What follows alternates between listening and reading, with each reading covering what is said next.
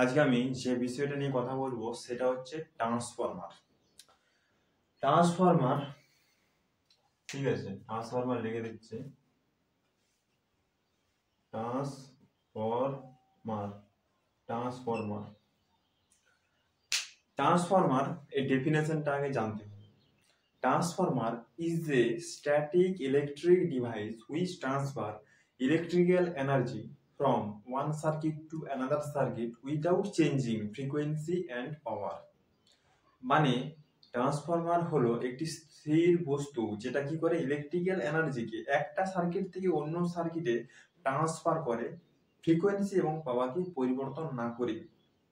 Transformer দুই প্রকার হয়, একটা হচ্ছে স্টেপ আপ ট্রান্সফরমার, একটা হচ্ছে স্টেপ আপ ট্রান্সফরমার, একটা হচ্ছে স্টেপ ডাউন ট্রান্সফরমার। ঠিক আছে, এই স্টেপ আপ ট্রান্সফরমার কোথায় ব্যবহার করা হয় এবং এই স্টেপ ডাউন ট্রান্সফরমার কোথায় ব্যবহার করা হয় আমি এই ভিডিওতে ইন ডিটেইলসে বলতে চলেছি। প্রথমে বলবো যেটা হচ্ছে step up transformer. Step up transformer ব্যবহার করা হয় আমাদের যে পাওয়ার জেনারেটিং স্টেশন আছে সেখানে আমাদের এই স্টেপ আপ ট্রান্সফরমার ব্যবহার করা হয় ভোল্টেজটাকে বাড়াবার জন্য। কারণ আমাদের যে পাওয়ার জেনারেটিং স্টেশন সেখানে 11 কেভি মানে 11,000 ভোল্ট এর বেশি জেনারেট করতে পারে না। সেই 11,000 ভোল্টটাকে আমাদের ওই স্টেপ আপ ট্রান্সফরমার সাহায্যে বাড়ানো হয়। বাড়িয়ে কত করা হয়? 33 কেভি, 63 কেভি, 150 কেভি, 200 কেভি, ঠিক আছে, 300 কেভি, 400 কেভি পর্যন্ত বাড়ানো হয় এই স্টেপ আপ ট্রান্সফরমার সাহায্যে। এবারে ট্রান্সফরমার কয়েলের পাক সংখ্যা যত বেশি থাকবে তত বেশি আমাদের ভোল্টেজ এখানে দেবে। মানে স্টেপ আপ ট্রান্সফরমার কি হয়, ধরো এখানে হচ্ছে আমার 11 কেভি আমার পাওয়ার জেনারেট হচ্ছে, ঠিক আছে, তো এটা হচ্ছে স্টেপ আপ ট্রান্সফরমার।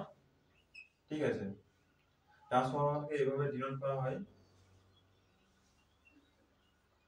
এখানে দেখো আমাদের 11 কেভি কিন্তু ইনপুট হচ্ছে, 11 কেভি ইনপুট হচ্ছে আমাদের স্টেপ আপ ট্রান্সফরমার ক্ষেত্রে। যে সাইডটা ইনপুট হবে সেই সাইডটা আমার হচ্ছে লো ভোল্টেজ সাইড, আর যে সাইডটা আউটপুট হবে সেই সাইডটা হচ্ছে হাই ভোল্টেজ সাইড। এই সাইডটা হচ্ছে হাই ভোল্টেজ আর এই সাইডটা হচ্ছে লো ভোল্টেজ সাইড। ঠিক আছে, তাহলে আমার এটাকে বলা হচ্ছে প্রাইমারি কয়েল, এটাকে বলা হচ্ছে আমার প্রাইমারি কয়েল, এটাকে বলা হচ্ছে secondary coil. Step up transformer ক্ষেত্রে তোমার প্রাইমারি কয়েলটা হচ্ছে লো ভোল্টেজ সাইড আর সেকেন্ডারি কয়েলটা হচ্ছে হাই ভোল্টেজ সাইড। কারণ আমার এই সাইডে আমার হাই ভোল্টেজ আর ভোল্টেজটা বেশি চাই। ঠিক আছে, স্টেপ আপ ট্রান্সফরমার প্রাইমারি কয়েলে পাক সংখ্যা কম থাকবে কারণ এটা লো ভোল্টেজ সাইড। 11 কেভি তোমার এই পাশে 33 কেভি, এর থেকে তো 11 কেভি লো ভোল্টেজ, তার জন্য এই সাইডটা হচ্ছে লো ভোল্টেজ, এই সাইডটা হচ্ছে হাই ভোল্টেজ। লো ভোল্টেজ সাইডে তোমার পাক সংখ্যা কম থাকবে আর হাই ভোল্টেজ সাইডে পাক সংখ্যা বেশি থাকবে। ঠিক আছে, আশা করি এখানটা ক্লিয়ার হয়েছে। যদি না ক্লিয়ার হয় আরো ভিডিওটা একটু পজ করে টেনে আরেকবার দেখো, অসুবিধা হবে।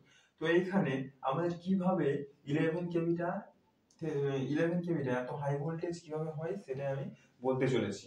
দেখো এখানে কি হয়, একটা কোর আঁকছি, ঠিক আছে, এরকম কোর থাকে ট্রান্সফরমারে, এরকম কোর থাকে। ঠিক আছে,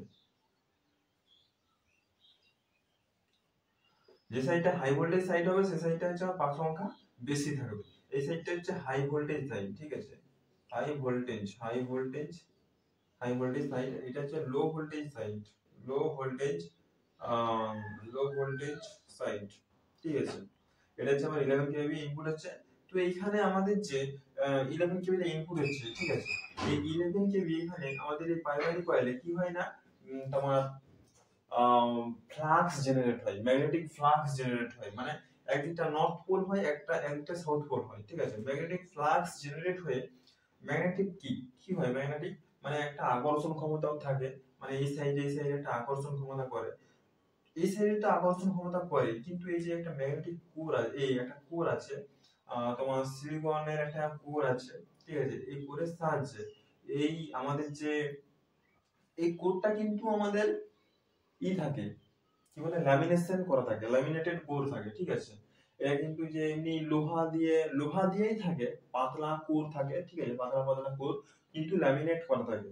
আম, তাহলে আমাদের সেকেন্ডারি কয়েলে আমাদের ওই কারেন্টটা যাবে কিভাবে?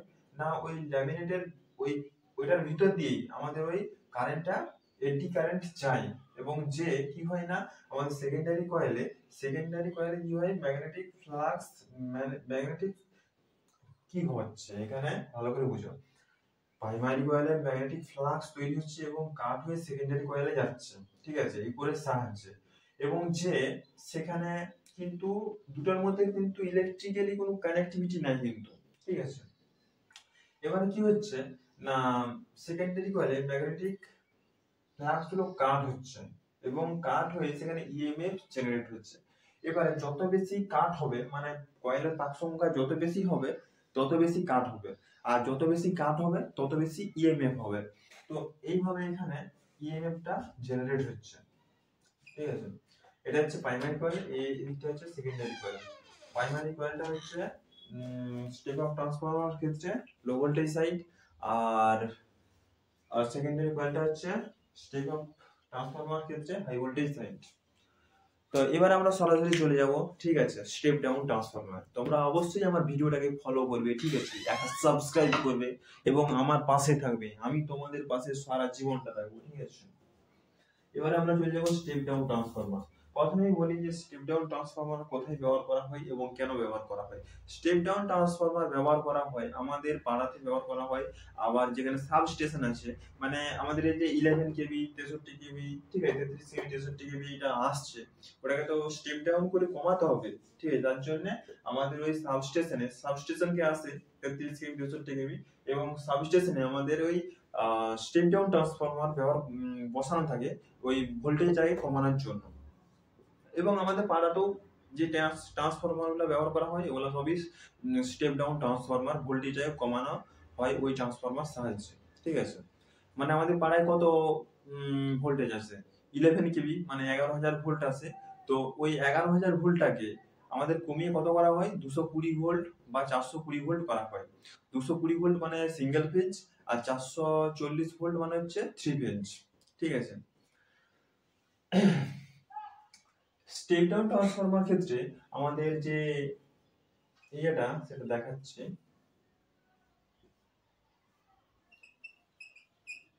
এটা হচ্ছে স্টেপ ডাউন ট্রান্সফরমার, ঠিক আছে।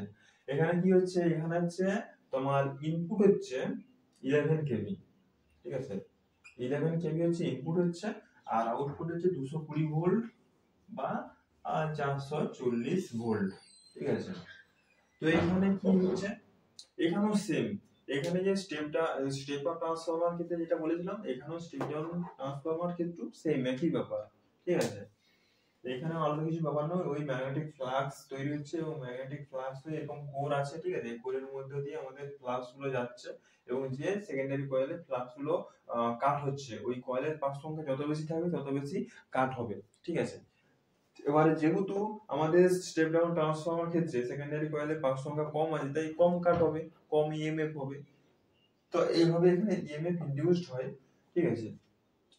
আশা করি তোমরা বুঝতে পেরেছো, ঠিক আছে, এই step up transformer, step down transformer অবশ্যই তোমরা বুঝতে পেরেছো, ঠিক আছে। Good bye.